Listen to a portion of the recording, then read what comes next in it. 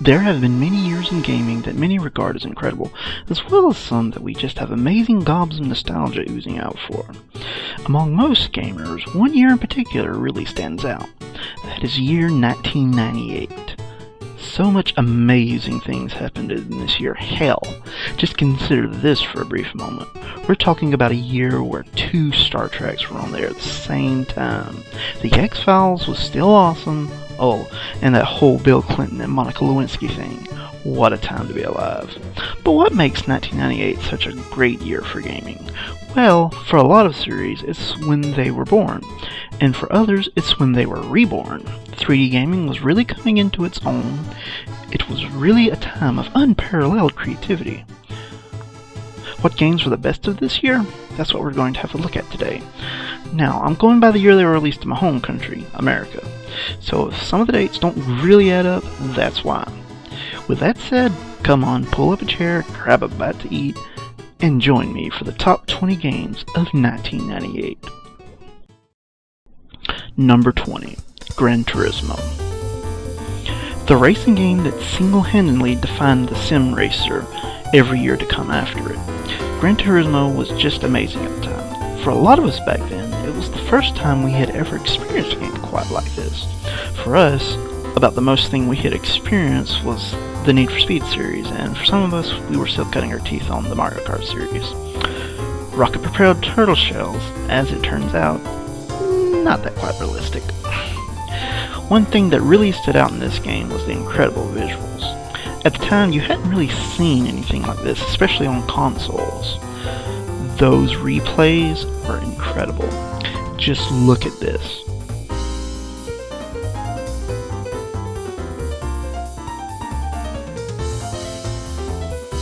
If you squint, even to this day, that nearly looks like real video of a race.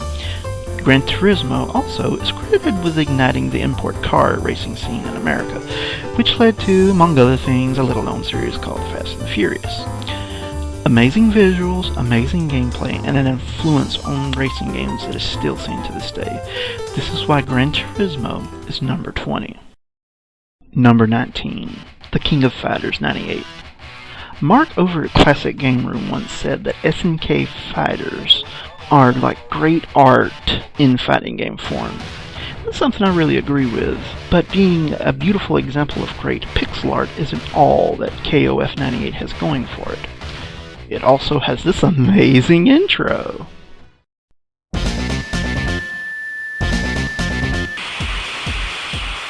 Say that shit like you just got your motherfucker. It all began in 94, kept on rolling in 95, we're in place in 96, it came to an end in 97, and now it comes, and here we go.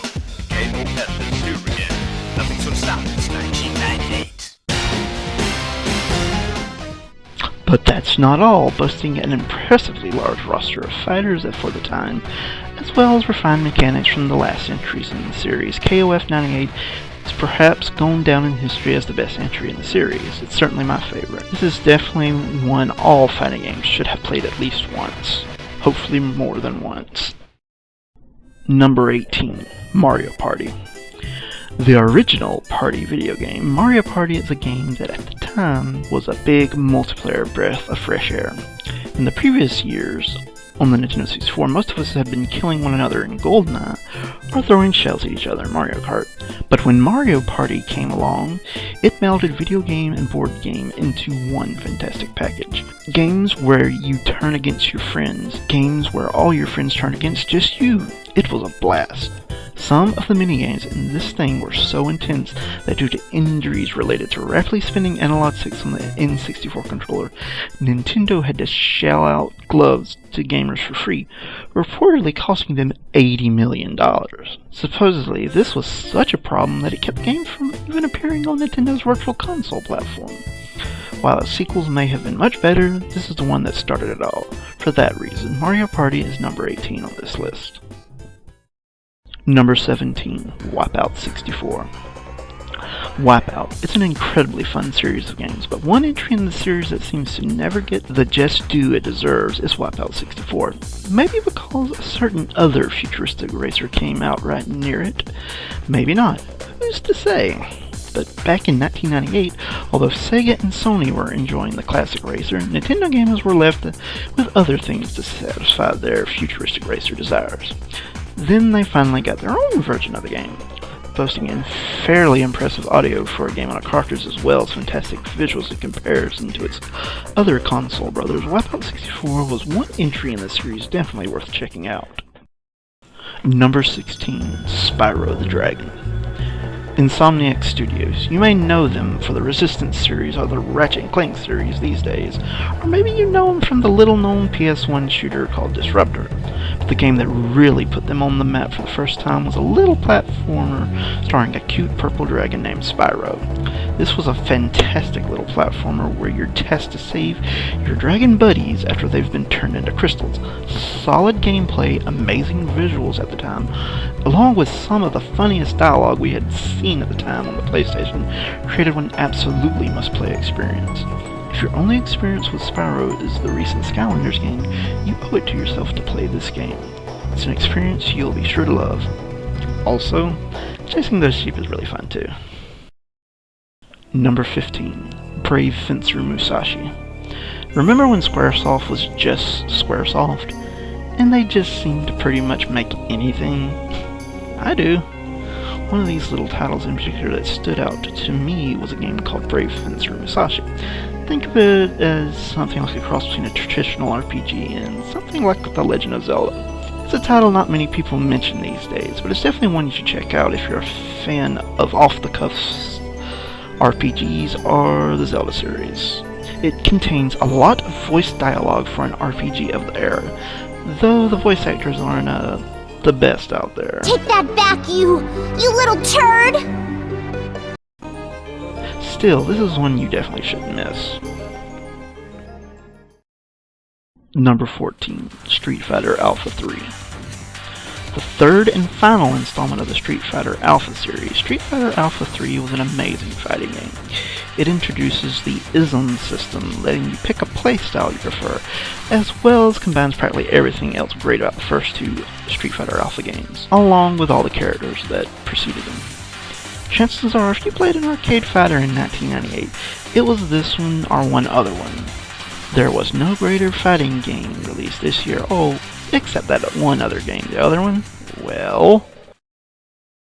Number 13, Marvel vs. Capcom. The ultimate culmination at that point of Capcom's versus fighting game legacy. Marvel vs. Capcom was amazing. A testament to just how fun a video game crossover can be.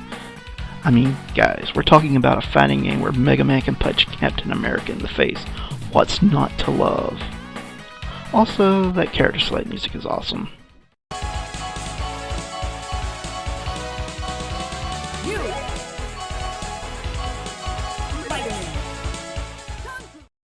Number 12, Half-Life.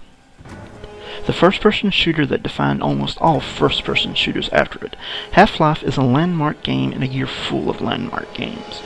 Not content with the genre being merely just shooting, Half-Life tries to tell an interactive story full of exploration, platforming, and yes, shooting, through the eyes of a scientist named Gordon Freeman.